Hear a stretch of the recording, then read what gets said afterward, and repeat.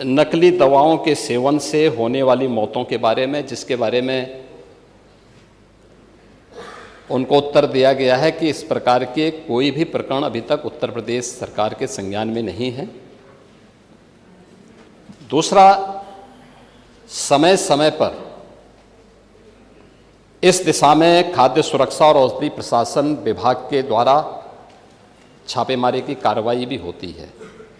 Coding cough syrup से उत्तर प्रदेश के अंदर कोई मौत नहीं हुई है। एक। दूसरा, इस मामले में एनडीपीएस के अंतर्गत कार्रवाई होगी। ये उत्तर प्रदेश सरकार इस मामले को कोर्ट में जीती है, उत्तर प्रदेश ने इस मामले को लड़ा है। पूरा वीडियो देखने के लिए अभी जाएं न्यूज़ गंगा चैनल पर या डिस्क्रिप्शन में दिए गए लिंक पर क्लिक करें।